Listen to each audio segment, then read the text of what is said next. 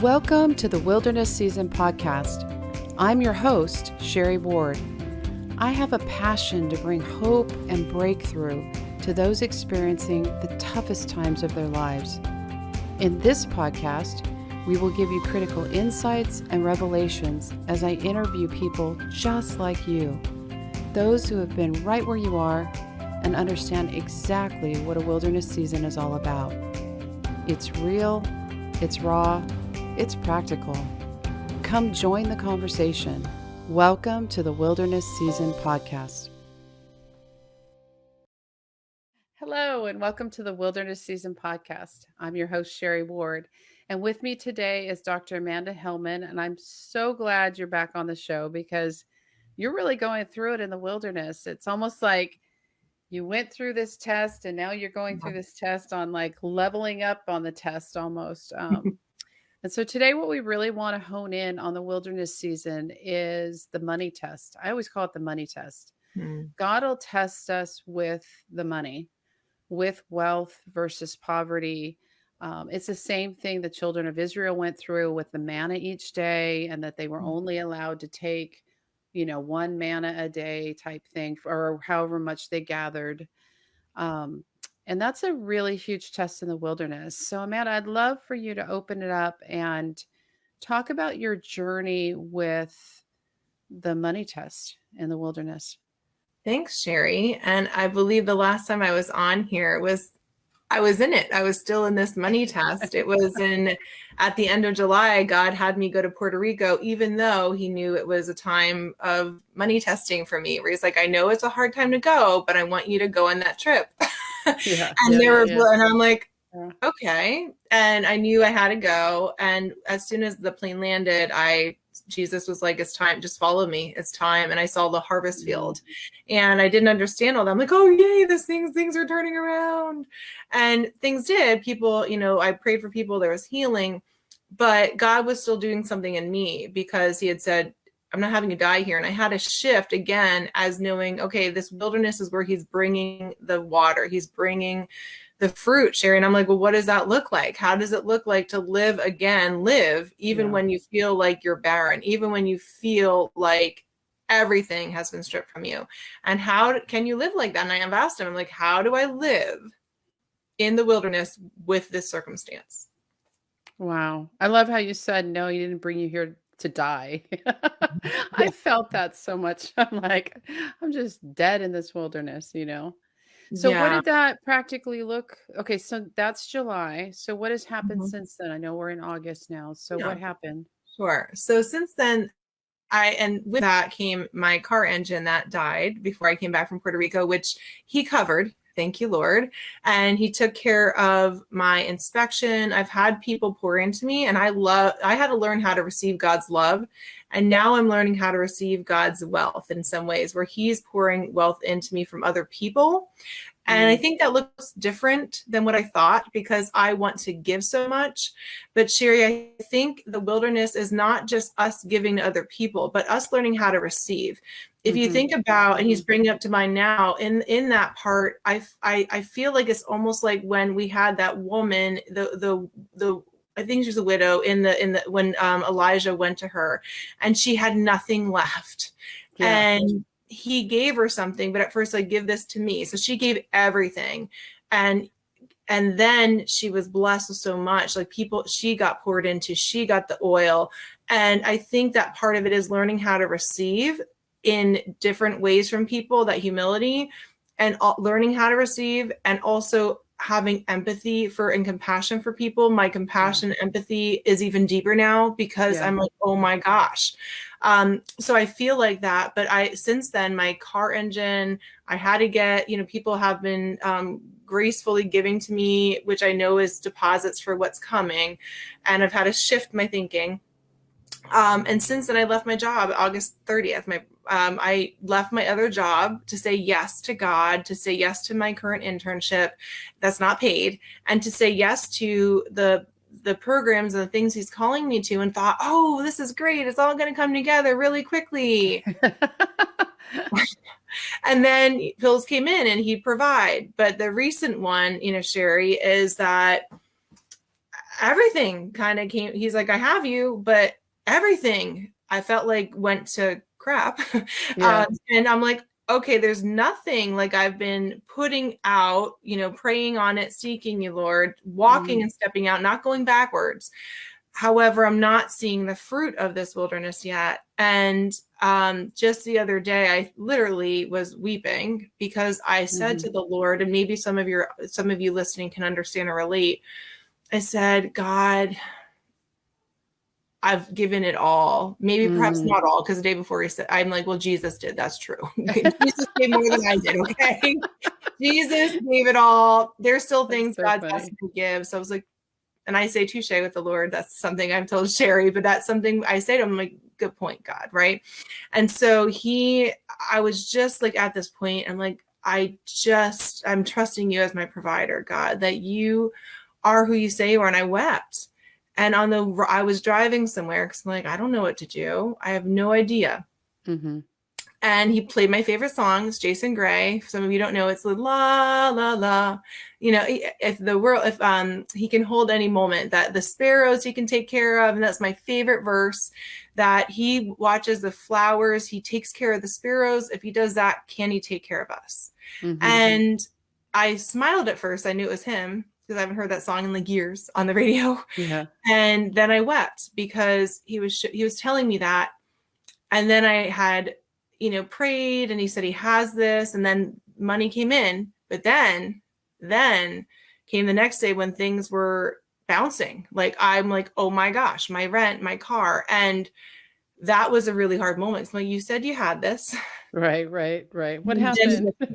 yeah. So it's been this, now still trusting him. And, he came through again, but it's hard because I'm wanting to take care of, I want to take care of this. I want to make sure everything's okay. I want to be responsible and move forward. But he's like teaching me something, and I'm praying that I catch it, because he still has me, even though it may seem wild to everybody around me, or when things aren't coming through, that he's saying, you have all you need. And it's really him. He's what I need. He's what I need in this time to really get deeper with him, and things will continue to flourish. So I don't know, Sherry, every day what's going to happen. I'm like, okay, one thing at a time, but I do know his promises and I trust him on it. It's just not looking like what I thought it would look like. I think that's most of the time, to be honest. So, did you personally have trouble in your past asking people for help? I definitely did. I don't think I've asked to the level I have now. And I'll ask, or just say, hey, I'm praying, or this is what I am in need of for prayer. And I've just been praying to people. And I'm like, okay, God, if you are having them, if you're putting on their heart, then I'll have it. If not, then I'm going to be receiving it by actually stepping out, because I Mhm. know that my money mindset has changed. I know that I value and other people value, and there's things I have that they need. And so that's been the interesting part, right? Is asking for help, yet still moving out, and doing whatever he's calling me to do. So it's been an interesting understanding of the balance of the two. That's good. That's good because I know that for a lot of us, it's hard to ask for help. So that's one Mhm. of the lessons that he's trying to teach us is it's okay to ask for help. Yeah. If that's one of the issues. And I remember when I went through that as well, because I think everybody in the wilderness goes through the money test. Mm. And for some of us, it's a quick trip around the mountain and you're done. And for others of us, it's 5 times or 10 times. I think I went around it and around it and around it because I had a lot of mindset issues around money that needed to Mhm. get cleared, that poverty mindset that just Yeah. needed to get stripped away. Mhm. And I think that took a while. It was kind of like a onion where it's one layer and then another and then another. But I remember at one time in my journey he said, "I will not forsake that which I've paid a price for," Mm. meaning me. Mhm. And he said, "I will not forsake you because Mhm. I've paid too high of a price for you." And Yeah. that really hit me hard. And he said that over and over. He said it several different times. Mhm. So how are you dealing with it now? I know that it's hard and you're waiting on every step Mhm. for the Lord to come through somehow. What is that teaching you, or how is your mindset shifting? It definitely has taught me how to ask for help, but also given me insight in two ways. The first is that I wonder, I often wonder right now is if he's showing me differently than the world does, because, and I think I've shared this before, but one thing that we tend to do when we're afraid, when we say yes, I gave my yes to God. I said, no matter what it looks like, I said that without knowing what it would look Yeah, like. yeah. But I said yes to what it would That's a look like. setup, by the way. In the I, wilderness, that's the setup, for, Yes, for I sure. give God my yes. And it's like, Yeah. ah. I give it your yes. And it's interesting because the first thing is we as humans, even when God says keep going through this hard mountain, as soon as issues come, we want to try to solve it. I Mm-hmm. want to try to solve it. I'm like, okay, I'll go get jobs, but I've always done that. And I think that I've actually missed out on opportunities before because I was so busy trying to get Oh, the money, that's so good. busy trying to solve the problem in my own strength, in what the world tells you to do, and missing out on the time that I need for that business, for the oil of the Lord, for that time with Him. Mm-hmm. And I think that in this is interesting because even for believers, other believers, I mean, I'm in my own business, right? Been pursuing it, not avoiding it, literally having structure. I'm a structure person Mm-hmm. and doing my internship and everything else. And I'm like, God, if I get a job, I don't know how possibly, right? That He knows us, but I Right. do it, I'd be exhausted. Um, and so anyway, I've had so many people say, "Oh, well, why don't you get a job?" Or, "Well, are you making money?" And all this stuff. And yeah, normal questions. But sometimes, and they're like, "Well, I don't understand." I'm like, "Yeah, I get that." But it's like, that's the first thing, is that we're so nervous because we want to provide. We're called to provide. It's not that God wants us to thrive. He wants us. I believe that with all my heart, that He wants us to thrive.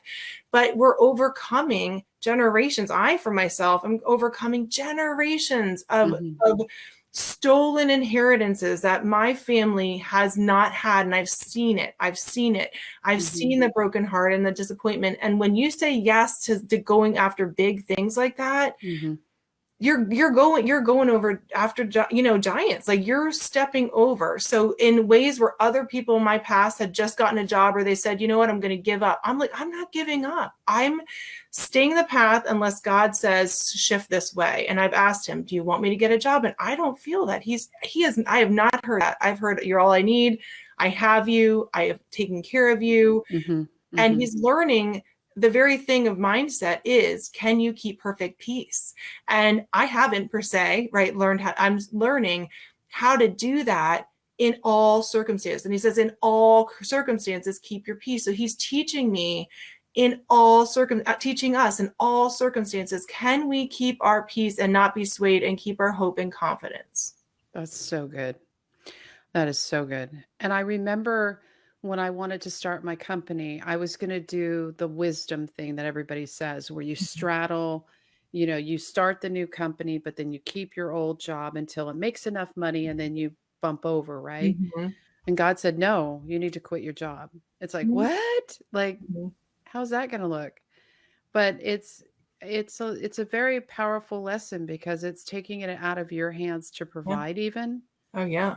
and really fully surrendering. I mean, especially you're a single woman, it's Mm-hmm. not like you have a husband that's Mm-hmm. making money, or you can, Mm-hmm. have some kind of provision. I mean, you're fully dependent on the Lord. And that's huge. Completely. And there's still things that I'm seeking. And that's been the hardest thing for me, is knowing my nature is to learn and apply to. And even for different programs where I'm not scared of a $5,000 or something program where I used to before, my Yeah. mindset has shifted because I know my value and their value. I can say without a doubt that I believe that I can inherit wealth, or I can actually have the ability to create it. And I couldn't have said that a year ago. I know that I have those Mm. mindsets. But I think He's teaching me, yes, like you said, to strip me of everything of me, because I remember one time Heidi Baker said something, and it's becoming more apparent now to me in this season. Yeah. She's like, I tried for years to make grapes and I produced one. But when we allow us to get crushed, the crushing is just deeply allowing God to take everything else out of us, to completely depend on him, not just in every area, emotionally, physically, all of it. We get many grace, we get abundance, and we come out of it knowing it's him, it's his, and it's his dream, right? He co-heirs with us, but it's his. And when we take our hands off it, even when it looks scary, he's totally teaching me how to really walk with him and what it looks like, because Jesus walked on earth amongst everything, and he walked and he still had abundance, and he had an abundance mindset, and he had wealth even when it didn't look like he did. Yeah. And that's what the fruit of the wilderness is. It's our whole being coming into alignment with God, Jesus, and the Holy Spirit. And it seems like it's like, oh man, but what it's actually doing is it's stripping away our old self and bringing on the actual mind of Christ and actually Jesus in us, right? Jesus going through, because he wasn't bothered. And that's part of it. And also the compassion, because the way that we do things in the world is so different. Yeah. And he's teaching me ease and flow. He's teaching me, yes, you want to be proactive, but the hustle thing is not it. And the ease and flow, and I'm learning how not to do that. Like, what does it mean to have balance, or what does it mean to take care of myself? And that's the biggest thing, actually, self-care, is that in this, I would get stressed, and I think, oh, I have to do everything else. And I leave out the most important part in me, which is the exercise and the reading, just really having that time with exercise and walking, and my health, which is huge. It's always been huge to me. And especially now because of, just personal health things with autoimmune that he's walking me out and healing. And stress does not help your body. So it definitely is me learning how not to take on the stress of the world, so that he can actually heal me, the whole being. I love that. I love that ease and flow, because I'm thinking of the children of Israel and when they got the manna. I love that part that says whether they gathered a little or whether they gathered a lot, it was enough. Yeah. And so it was, he always provides just enough that you need in the wilderness, because the promised land's totally different. That's inheritance. That's those big grapes and everything else. I remember one thing Heidi Baker said as well, since you brought up Heidi Baker. And one of the things she said, I went to one of her conferences, and she said that in Africa, I have to teach the people how to dream again. Yeah. She says, but in America, I have to teach them how to lay it down. That's good. And I feel like that's what the wilderness is about. It's giving up the things that we put our trust in, our jobs and that provision that the job holds. Yeah. And trusting him for the manna in the wilderness, but knowing that there will be a transition. It won't always be manna, because the day that they crossed over and had Passover, the manna ceased and they were in the promised land. So I don't think that this is a forever test of the money test and the provision test. I don't think it's a forever thing. I think that it will shift, and I'm still looking at what that looks like coming into the promised land. Yeah. So I agree. I would, though, that you brought that passage up is interesting, because he's actually stopped me at the passage where they leave they have the manna from heaven, and then they go into the land and they take of the other food, which he said, okay, you can do. Right. But I think there's part of that that's good, but the more freedom we get, even with finances, I think it's just like, even with my healing and my deliverance journey, the more free I get, the more that I'm at his feet with it. Because I think that for me, even in the promised land, we're going to be having these assessments of, is it me first yet? Right? Are you depending on me as your manna? And it stopped me about 5 times, and you brought it up again. I was thinking of that before you brought it up. And what I think is interesting, because I agree, once we're in the promised land, there's difference, but that time of, am I still your manna? Am I all you need? Am I everything to you? Is the cry of God's heart for us, to keep our heart aligned with his. And when I come out of the wilderness, I believe what he's wanting to shift us to is that we still keep him as our main manna, and everything else is a gravy. And so even though we have all this yummy food, and even though we have good food in the promised land, is he our main course always? How about that? Is he that's good. our main manna, even though we could have other stuff, are we going to keep him our main course at all times? And that's going to be in our lifetime as we keep growing. The deeper we go, even the Mhm. more freer, am I going to still be at his feet? And that, I think, is the ultimate question.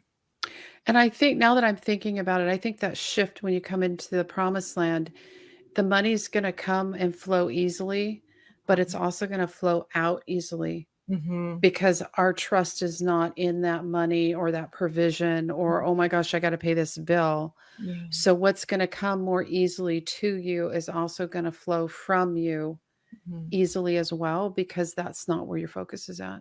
Yeah, I think so. And I read something today that said exactly that, because in this, I realized I was focusing so much because I'm like, what am I going to do? And it goes back to trust. It does. It goes back to, am I Mhm. trusting him and keeping my eyes on him, which I am, but am I keeping my eyes and praising and worshiping no matter what? Not even an agenda. Like, okay, Yeah. if you can keep me wherever I go, Mhm. I hope I don't go, to jail or anything. I hope Hope that that's a part of my journey. we don't have debtor's prison anymore, okay? So I Not think speaking, you're yeah, okay. I'm not speaking that over myself, but That's I'm so just saying, funny. like, if things, like you never know in life. And I'm like, okay, God, wherever you take me. I mean, I hopefully don't need that lesson, but Yeah, okay. yeah, yeah, yeah. But definitely it is a time where I'm learning to let go, like you said, learning that other people can support. And especially if you're called to something bigger and you say yes, there definitely is a time where you're going to ask for help, even when you're in a different place and leveling up in different ways. Mhm. People are still needing you're still going to need support in different ways. You're still going to be reaching out to community. You're still going to be reaching out to other people in a different capacity, that it still takes a level of, we need to work together. Yeah. And it definitely does. So part of this is learning that, and my other part is just, even for people in with that poverty mindset, it's really hard because people still in it, even if you have money, are like, what are you doing? Are you crazy? This is wild. This Yeah. is different. And even from family, that's like, what are you doing? And people just don't quite understand it. And I remember when God, Well, we don't understand it yeah, either. no, I don't either. I don't really have the answers. They're like, well, what are you doing? I Like, don't I know. don't know. Everything I would have, saved for now, Yeah. I gave. It was like, yes, Lord, yes, Lord, yes, Lord. Yeah. And I think that was something new too. I had to still keep my eyes on the Lord and say, people may not get it because they're maybe not called to the same path. We're all called to different paths. And I remember, Sherry, in one dream I had, and I'll share it because it definitely was part of this, is I had a dream and I was at the table. I knew some people, and I said, I want you, Jesus, more than that. It was like millions of dollars, right? Not that, and at the time it was an assessment of my own dream. Like, who am I going to choose, the money or Jesus? Mm, And I chose Jesus. I'm like, well, I want you first. You're enough. And that was before I right. even started all this other stuff with the wild journey. This was Yeah. last year as I was journeying through, and Mhm. God will, like you said, he's assessing, where is my heart? Is my heart still with him and the Lord? And am I going to still praise him and know that he is good even when I'm going through this, and that this is just for a season? He's good no matter what. That's awesome. As you're speaking, I want to tell one story. I've been re-editing my Wilderness Season book because we're going to be relaunching it. And there's a story in there of one of my friends who was going through a really rough patch and a divorce. And she allowed her husband to come back and take a few things out of the house just so that he would have something as they separated and all that. So she comes home from work and opens the door, and they all gasp, and the kids say, "Mommy, mommy, somebody's robbed us." Mm, And her whole entire house, everything in the house was gone. He took everything. She literally had to go borrow a sleeping bag and a pillow for the kids and blankets or whatever for the mm, night, and just was in that predicament of, "Oh my gosh, what am I gonna do?" So she mm, goes to work, and work says, "Hey, we've got this shipment coming in early, but we need the warehouse to make room for it," because they were buying this warehouse off this company that was, shifting or going out of business. It just so happens that the company going out of business was a furniture warehouse. Oh my gosh. And the lady finds out about her story because she tells her, like, in the end, she tried not to at the beginning, but then told her the story. And she got a truck and a bunch of guys, gave her top of the line furniture and the guys to assemble it. And by that night, her house was completely furnished with brand new furniture. Wow. And I've always thought about that story. It's like he can do anything. He He can can. do anything and he can do it Mhm. quickly. He can do it overnight. Mhm. But I think there's a part of the money test where it's in layers. Yeah. Like we learn one lesson Mhm. with money and giving it all to him, and then there's another layer, and then there's another layer. So I think sometimes it's working through those layers and breaking off the poverty mindset, Yeah. through all the layers. Mhm. Absolutely. I do. And that's a good point. Um, and I think even during this time, and I love that story because it is powerful to him just in one day In one or day. in Yeah. overnight that you're from prison and broken out of prison to, having all these crazy bills to all of a sudden things are coming in alignment for you. And there's definitely a process of mindset, but there is things that he's teaching us. And again, we may or may not know what that is, Yeah. but it's so close. I know now there's that temptation almost sometimes, almost like even with Job and his friends, where Job's talking and processing. Sometimes I'm not taking on Job, but like sometimes I feel like Job or David or all of them. And I think sometimes during this, because it feels like you're isolated or alone and other people don't understand, so they'll just try to give you solutions. Like, Oh, yeah. get me a Yeah. job, as if I didn't think of that, right? No, duh. Or understand that. But honestly, the fruit of it, because I'll say, if I put a job into this, how would I even continue with my dream of the business? Because I'm doing internship 2 days a week. I'm in classes one day that would leave 4 days.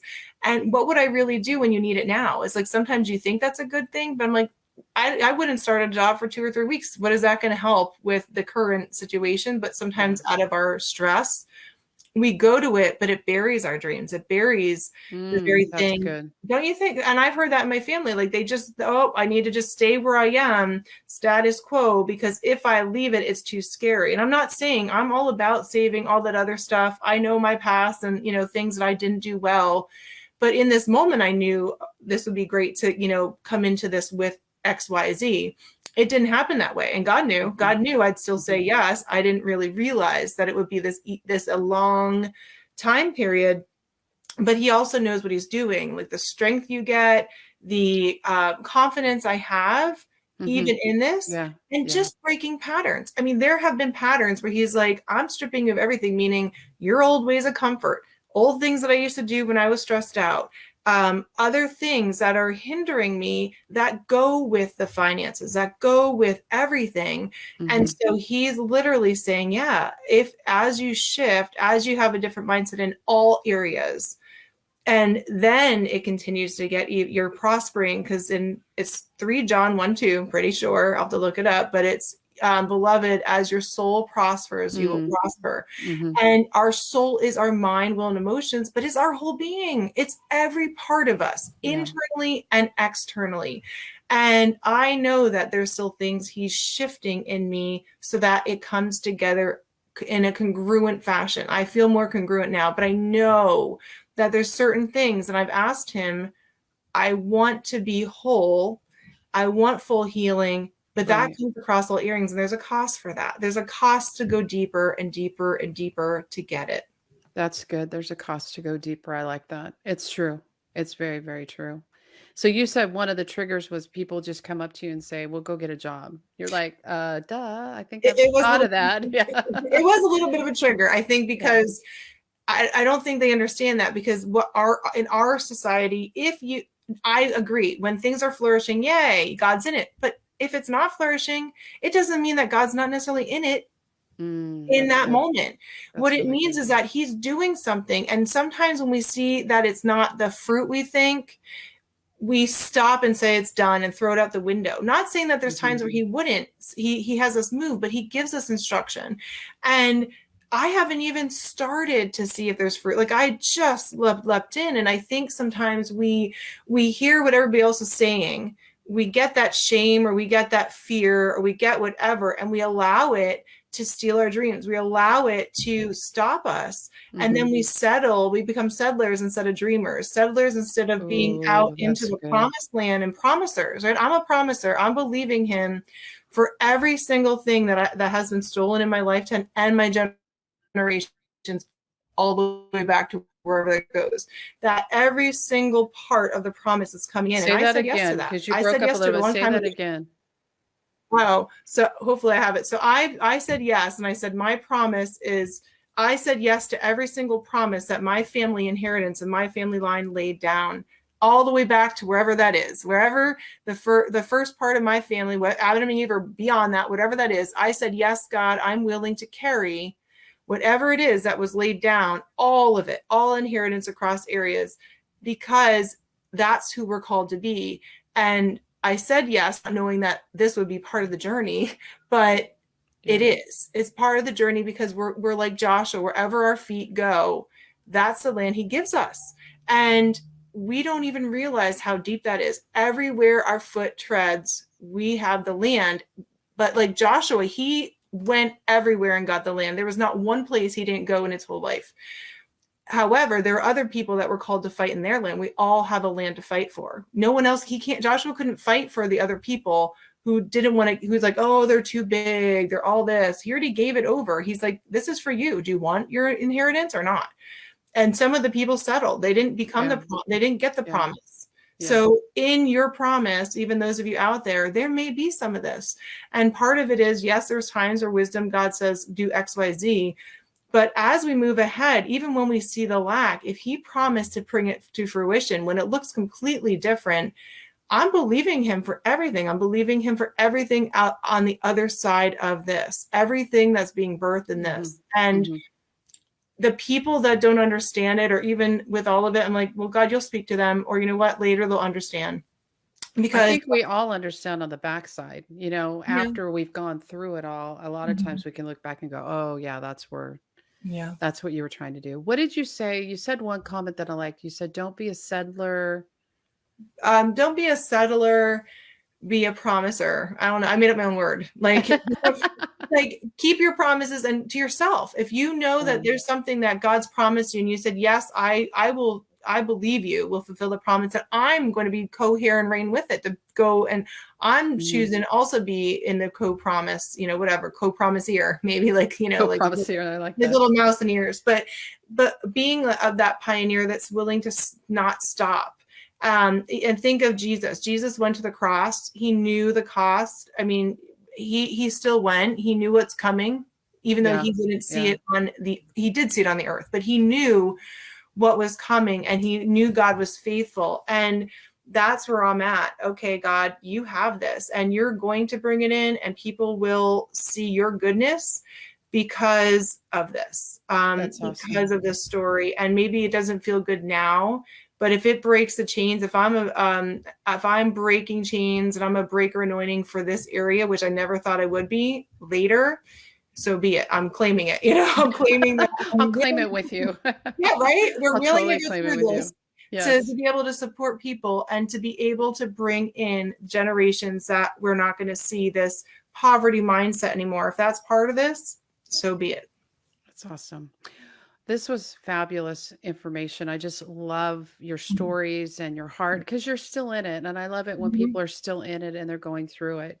So, what closing statements would you give anybody that's in the midst of this? They've given God their yes, and they feel like their finances kind of blew up, or they're just standing on every little word for the finances or to continue. What would you say to them? I would say to them, I understand. I understand, even though there might be things I don't understand. I know it seems like you're teetering between disappointment and keeping hope. I can relate to that. While breaking off the disappointment and sticking with hope and keeping there. I understand it can feel isolating, and you're like, is this it? You try to, and almost go into the doubt of second guessing the very thing God's calling you to. Mm-hmm. And just speaking to the confidence that God says faith is hope, is confidence, is substance. So God has you. And the biggest thing that while we're in this, the enemy tries to steal is our joy, our Mm-hmm. peace, and our love, and even our hope. But what God's wanting to do is restore that. He's wanting us to get to a place, and I said this before this whole interview, was God reminded me of Paul and all the apostles. As we're so deeply in love with the Lord, and as we keep our eyes on him, they were praising and worshiping God in the prison. They could have been beheaded. They have been stripped from their family, taken away, shamed, you name it. Mm-hmm. And in that place, they knew the fruit. They knew that Jesus was all they needed. Even in the times of our dire finances, that's where God's getting at. Okay, in our heart, where are we? Even in my heart, where do you have your trust? Where do you have your comfort? And it is going back to him, even though all circumstances look like crazy. It looks like things are going awry. And it is at that time where you might want to settle. You might want to sit down and say, I'm tired, I'm giving up. And God says, keep going. And he'll give you little confirmations. Like it was that little song, hey, I can take care of the sparrows, I got you. It could be from a friend praying. Like when I prayed with Sherry, he got this. Okay. It could be from the people who surprise you, who at first you're like, oh my gosh, what are they thinking of me? They probably think that I'm XYZ, and I hadn't asked before. And then I feel like, oh my gosh. And I'm like, oh man, because I give to people like if they need it, unless God directs me otherwise. And if he has them on a journey, but I'm like, I want people to ask or seek and if they need that. And it's different when you're not used to it, when you ask for help and it's weird, or you're not sure what people are going to do. So I just encourage you in this season, if God's asking you to just, obviously I don't like put it over all kinds of media. Everybody's different, but I just like pray to different people and say, this is where I'm at. I'm just being real raw. And that can be vulnerable. That's nakedness. That's without shame, saying this is where I'm at and this is where I'm going, but this is where I'm at right now. So I just want to encourage you to stay the race, to run the race, and to reach out and also continue to seek God, because he is the one who knows what you need. He's the one that can make things happen. And he's the one that he promises to keep us even when it looks dire. So I just encourage you with that today. I love that. Thank you so much for being on the Wilderness Season podcast. Yeah, thank I you. just love having you on and your heart. So love to hear we got the beginning and the middle, and I'd love to have you back on to share the ending. And it's like, woohoo, I got all the furniture. Yes. Oh, yes. You never know. It could be overnight. That'd be great. Or it could be a little bit longer. Yeah, that's true. That's true. And I wanted to say one more quick thing, and that is we're starting something brand new, and it's called the Wilderness Mindset Coaching. And I'm creating different things and different areas of service that I wish I would have had in the wilderness. So I'm really putting on the hat of what do I wish I would have had in the wilderness season that really helped me through. And one of those things is really shifting those mindsets. If I could have shifted those faster, I know I'm trying to get into the, hey, we'll get out of here faster mode, but I think it would have really, really helped. So, Amanda, I know that you're taking on the wilderness mindset coach position. And do you want to talk a little bit about what that entails? Sure. It really gets you to look at belief systems. So certain things that we believe about ourselves that may not be true. And we realize the why, like what's the behind that belief, and you're able to then shift it into the truth about who you are. So that's a lot of the wilderness season as well. So in a nutshell, you'll be looking at what you believe, where that came from, and how to move ahead. Awesome. All right. So if you're interested, I put it in the notes up above on Facebook. But if you're interested, go ahead and email us at info@squaretreepublishing.com. You'll find that up above or below or wherever it is. But go ahead and check that out. Email us if you're interested in that, and then we'll send you over some information. But again, I'm just really trying to hit what would really help you through the wilderness. And Amanda's been a complete game changer. Everybody that's worked with her, we've had 3 or 4 people in the last week or two, and they've all come back to me and said, game changer. So if you're interested, let us know. Thank And you. that's it for today. So thank you for being on the Wilderness Season podcast. Until next time, we'll see you then. Bye, guys. Bye. Thank you, Sherry. Hey, guys, it's Sherry Ward here with a really quick announcement. I am so excited that my next book, Crossing the Jordan, Navigating Life's Transition and Changes, is coming out soon. It's in the final editing stage.